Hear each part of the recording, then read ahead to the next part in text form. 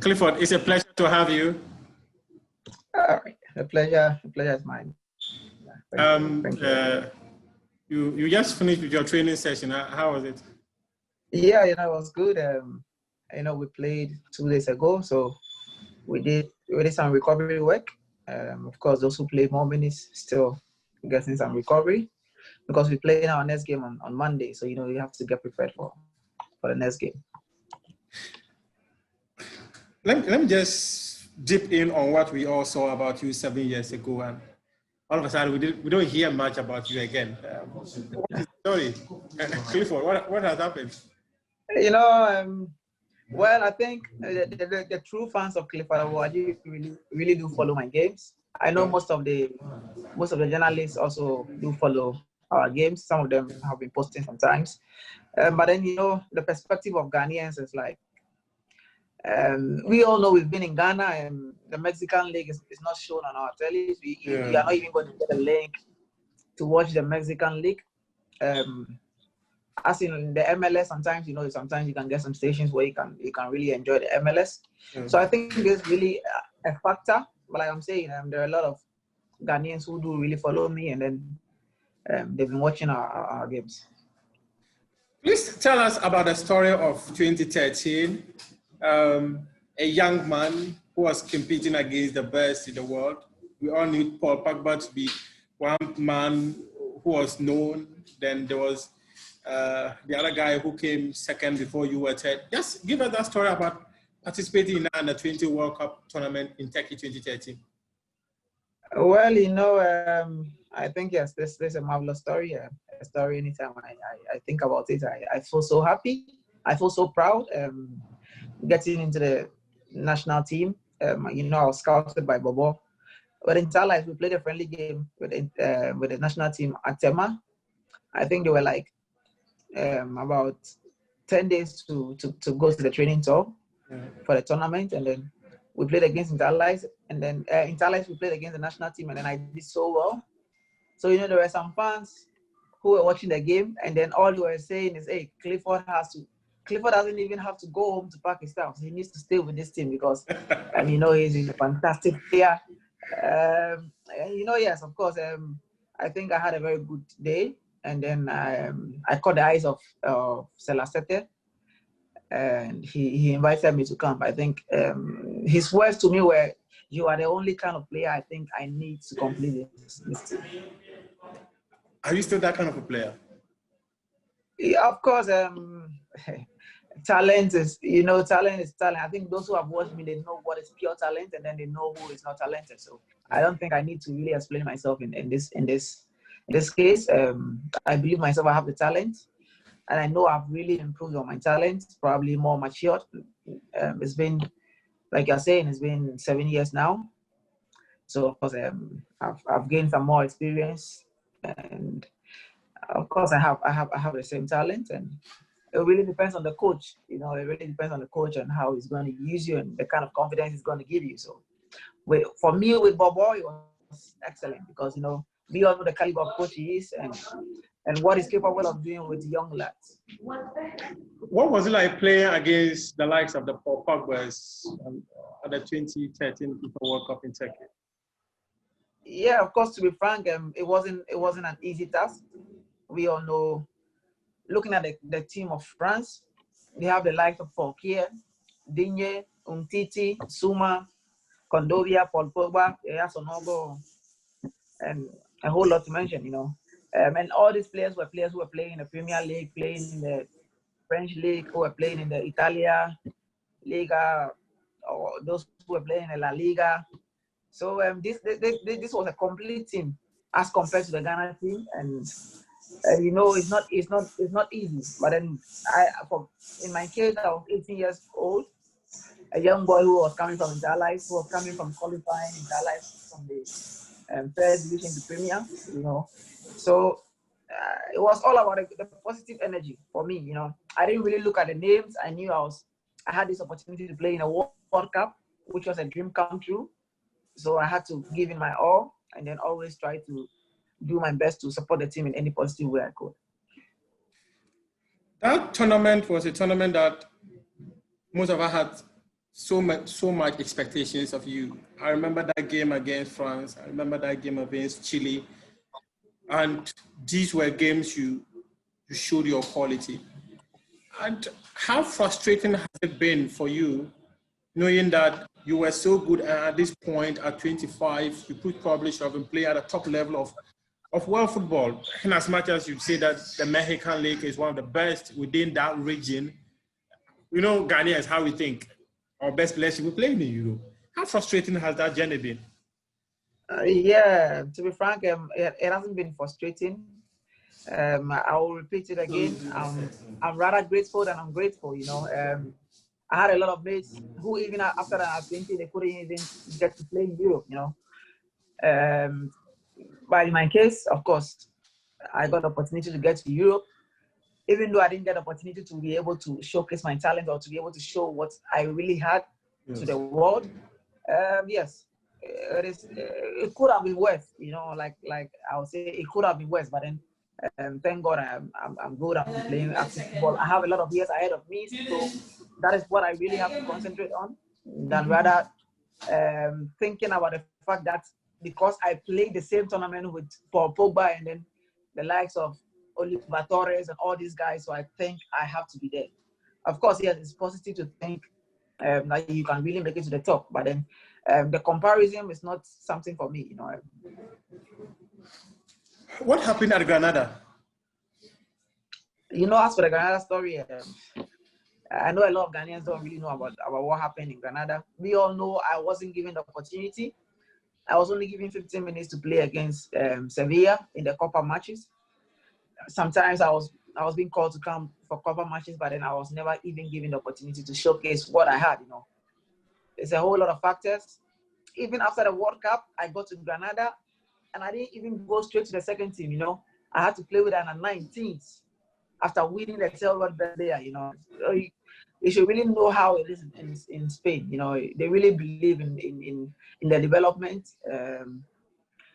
As an African player, you know, it's not going to be easy getting there. The perspective they have about Africa, you have to be strong. And to be frank, looking at midfielders that have really made it in La Liga, I'll mention a few because they really like strong defenders, strong strikers. I think they are the players that really make it in Spain. But then in my case, I was a smallish player who was really tactical and technical. But then they also have Spanish players who were equally good. So probably as a foreigner, I'm sure they chose the Spanish guys ahead of me. But then I know I was with other African players, the likes of Sasses, the likes of Uche, and they were given more opportunity because they were defenders and then they were attackers. So it was a really big task for me in Spain. But now looking back to what happened in Spain for me, I think it was a learning process because I was able to learn a lot of things and then I have been able to develop and then overcome all these challenges. Were you frustrated? That's why you moved from Spain to Atlas and later to all that? What happened? Were you frustrated? You know, it got to, you know, I was young by then, to be frank. I didn't really know a lot about football. I knew for now, like looking back, I knew I could have really made a good move. But then, yes, a young boy who had a decision to make. And then I really chose the fact that, yes, I wanted to develop. Looking at Mexico, I wasn't going to get it difficult with the language. And of course, the contract Atlas was offering me was a better contract. And then with the fact that I'm going to play in Premier Division. So this is what I thought, or I think I was lacking, getting playing time in the first division. Because it was 50-50. Either I stay in the second team in Granada, or I leave and then go and find a chance elsewhere. Now let's talk about moving on to Mexico right now. Just recently, there was an interview by the coach of the Black Stars, C.K. Akuno, and he had mentioned your name. How exciting is it for you to hear that after 7 years, the senior national team coach is talking about a player like Clifford Aboagye, and there's a possibility of an opportunity to be given to you. To be frank, I'm really honored. We all know how great Coach Siki Akono is. We all know his works with his clubs that he's been with personality. So I'm really honored to get to know that he's really following me. I know when Kosi Apia was around too, he was following me. I didn't get the opportunity to debut under him, but then hopefully I can get the opportunity to play under Coach Siki Akono, who I know likes the kind of football I play. So kudos to him, and then I know he's going to do a great job, and I'm really waiting to work under his tenure. What do you make of a coach like Siki Akono? Come again? What do you make of a coach like Siki Akono? I think he's a fantastic coach. He's been in. Let's take an example. What he did with Kotoko, you know, he did a fantastic job. And what I had old mates that were there, and they were really talking about me. Emmanuel James, I played with him in under 20. Yeah, But I played with him in Interlice, and you know all these guys have been saying good things about him. And then not even about the personality he had with the players or the interactions he always had with the players, but also looking at him in Ghana, you know, everybody's is saying great things about him. And I think yes, he needs the full support of Ghanaians in order to accomplish his work, you know. So hopefully, I think he can really do a good job. Are you looking forward to play under Siki? Of course. I think for me, like I'm saying, I had always been the quiet type, hardworking. I've always been working all these years, and I knew my time will come. So this has always been my prayer. So so far as the coach has really got me in mind, and then he's got me on his radar, I don't have anything else to do than to keep on working hard until I get my call up. So and I know anytime I get the opportunity, I'm going to give it my best, as I've always done. As you've always done. Let's move the conversation from the technical angle of dealing with Siki Akono to the president of the Ghana Football Association, the president of Keto Krakow. He's now in charge of the administration of Ghana football. What have you heard about him, and what do you think he can do with Ghana football? Oh yes, I think Mr. Kirk is a very how do I say, gentleman, someone who really knows the Ghana football. We all know what he did with his former club, so for him there are no two ways about it. For him, I have my 100% full support with him. I know he's a very hardworking man, and then hopefully I think he can achieve and accomplish his work with the Ghana Football Association. Now let's talk about your current team. Give us an idea about the kind of league that the Mexican competition is. We don't know anything about it. I've had the privilege of seeing some of your videos because you were a player I always liked. I remember, was it the 2015 tournament when we came up against Argentina? That game, you and Yeboah showed us so much quality. Tell us about the Mexican League. Is your quality commensurate with it? Is your quality above it? I remember recently an interview you had where you said that the coach of one of your coaches of Granada said your quality was above the Segunda B and all that. Tell us, the Mexican League is high quality competition? Yeah, like I said, you know, my former coach in Granada told me, Cliff, I know you. I know your quality is not in Segunda B. You need to step up. So I think this was even one of the main reasons why I went to the Mexican League, because looking at the Mexican League, looking at this part of the continent, I think you cannot mention the three best leagues and then take the Mexican League out of it. But then looking at Mexico as a country, looking at what they've been doing in their World Cup, etc., you know, they've always been very consistent in World Cup, and then most of their players are coming from the Mexican League. So you know what idea does it give you? Of course, this is a league that is very popular. This is a league that is very competitive. You know, of course, Ghanaians will say, why you not playing in Europe? You could have moved to Sweden, or you could have moved to Denmark or Austria. But then, come on, you cannot compare this kind of leagues to the Mexican league. Everybody who knows about football and then really follows football know that the Mexican league is far above these other leagues in Europe. We've been hearing rumors about a return to Spain. Any truth in those rumors? Yeah, of course. We all know the window is open. Clubs have really showed interest. But as of now, I just signed a contract with Tijuana. We started our league. We've played 4 matches so far, so I'm really concentrating on my club. Of course, if something is supposed to be done and there's a club that is really interested, I know they'll pay the close out, and then I'll make the move. So for now, I'm concentrating on Tijuana, and then any other move that comes out, I'm ready to go. In other words, if CK places a call to Clifford and say, Clifford, I want to see you in Spain, I want to see you in Italy, and the next tournament, which is AFCON 2021, I'll give you a call. Would you make that move? Of course, the idea, and then the idea of coming to Mexico was to come, get my playing time, and then get back to Europe. So of course, I think, yes, now that I've really gotten some interest from other clubs, yes, I think this is a time that I'm in my prime, 25 years, I can get back to Europe and then get to the level I really want to get to. But then, like I'm saying, there are really other aspects involved.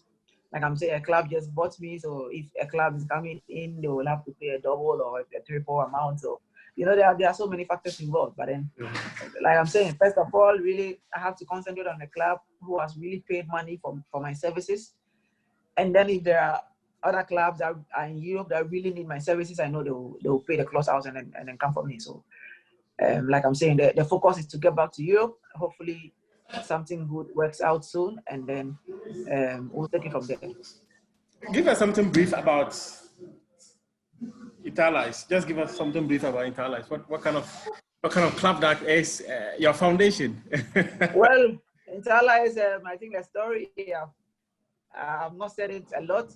Coach Willie Cluche was the one who scouted me from inter-regionals.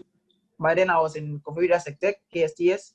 So I got selected to the regional team of Eastern Region, and then we played a tournament in Accra, the inter-regionals. Yeah. So I think Willie Cluche saw me in one game, and then he was like, "Hey, Omar, you guys need to go for this player because he's a fantastic player." And then from there, Willie Cluche has always been a pillar in my life. You know, before I was a player who was like a real number 10, you know. And then now Ghanaian football, number 10s don't really do any defensive work. Yeah. But it got to a time, Willie Cluche called me. That was when the European clubs were really after me, you know. And then by then, you know, I was playing with the second division. And he told me, "Hey, Clifford, there are clubs that are really interested in you." And then what add a bit of defensive work.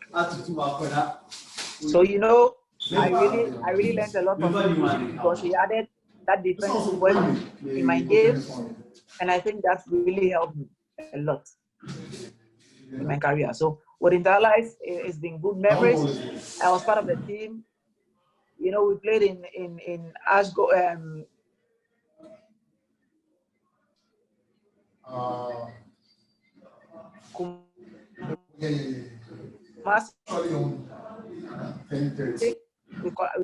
And before joining the nationalized, it's always good. Can we say Clifford is now a very matured player, ready to play at the top level of world football? Can we say Clifford is now a matured player? To be frank, of course, I'm 25 years. I'm not an 18-year-old boy you guys in uni before. Yes. I've learned a lot. And like I'll say, you know, here in Mexico, even I have coaches that really use me in deep positions. You know, even to the extent that I play as a defensive midfielder in the number 6 position. So you should know what I've really learned aside the number 10 position that everybody knows me to be. So like, you know, I'm an all-round player now. You know, I can play in the defensive midfield attack. You're not more of a versatile player, right? Sure, because you know they are coaches playing under a coach like Manuel Vucetich. I think you can make Search on him. Manuel Vucetich, who is the most capped coach in Mexico, playing me as a number 6. You should know really what he sees for me, you know, because he knows I'm very good at keeping the ball, and then I'm very good in distributing the ball. So, you know, he plays me as a deep role playmaker. Clifford, I wish you all the best in your next matches, but just give us your final words in this interesting conversation we've had so far. All right, so I think, yes, I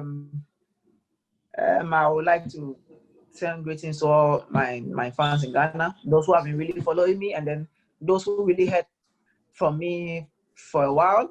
I think, yes, they can do a follow-up on this interview and then really get to know what has really gone on in my career. And then, yes, Clifford is still working hard to get his national team debut call-up. So hopefully it comes to pass soon.